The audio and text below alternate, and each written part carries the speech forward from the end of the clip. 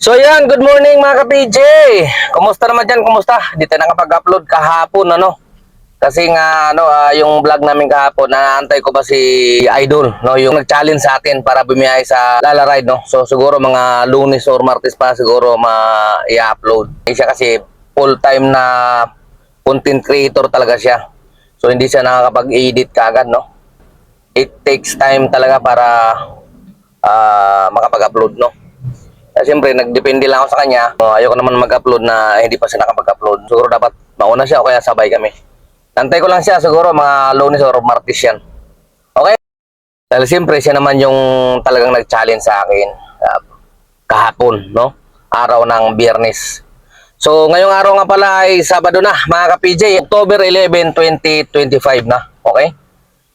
At nandito tayo ngayon sa Imus, Cavite. Dahil na nakapagkatid tayo, nakakuha tayo ng booking galing sa Lala Ride, no? Galing ng SM Pasig, no? Doon sa may malapit sa Julia Vargas, papunta dito. 856 yun, kasama yung kay Lala Ride na 2% na commission. Okay? So sa akin siguro mga 839, mga ganun. Alright, so naka 800 na tayo kay kay Lala Ride, tapos naka 900 na rin yata tayo kay Papa G. At ngayon meron na rin tayong booking kay Papa G papunta naman ng Terminal 3, no? Eh maganda, good news. Thank you Lord. Tsaga namang tsaga-tsaga lang talaga. Okay?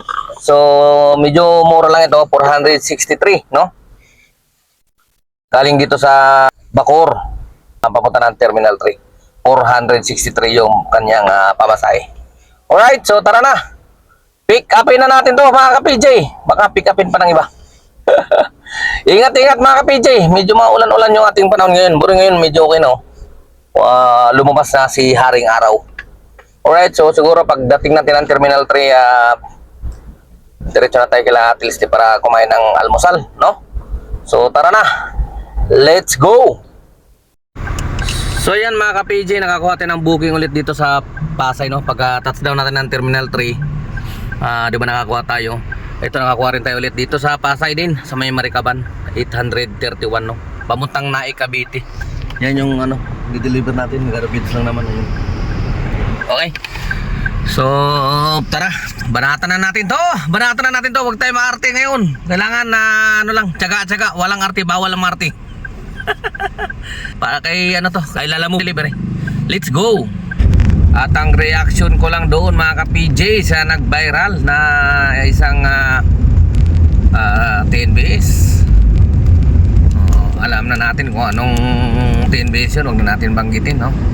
Alright, kasi bugbog na masyado. So ang masasabi ko lang dyan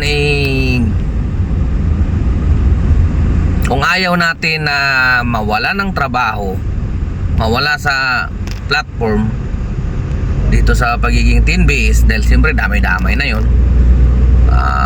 lalo na pinapatawag ng LTO, karing si LTO, no?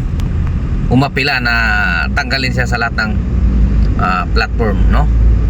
Kaya wag natin gawin yun, di ba? Wag natin gawin yun. Kung ayaw na natin ng ganitong trabaho dahil napapagod na tayo, nakakapagod, ang hirap kumita, no? Kailangan mahabang oras ang bubunuin mo para kumita, nagsasawa na tayo, wag nating idaan sa ganun. Okay? Pwede ka naman na lumipat na lang ng ibang pagkakitaan, basta wag na tayong gumawa ng mali, di ba? Mali yun. Para sa akin, mali yun, isang malaking mali. Pinasok mo tong trabaho na to, alam mo yun, dapat yan. Okay? Huwag idaan sa init ng ulo.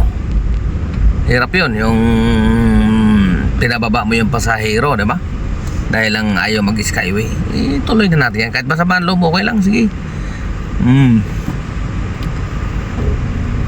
Diba? Kaysa naman gagawin natin yun, aalis ka na nga lang, mag-iiwan ka pa ng problema. Ang masakit pa dyan, kung nataon na yung sasakyan mo tempo, di ba? Mabisto ni LTO at ni LTFRB na tempo pa lang yung papilis mo. Mas malaking problema, di ba? Baka ma-impound yung sasakyan mo. Wala na, mas malaki ang ginawa mong problema. Mas maganda yung lagi lang tayong mahinahon. di ba? Maliit na problema, wag natin palakihin para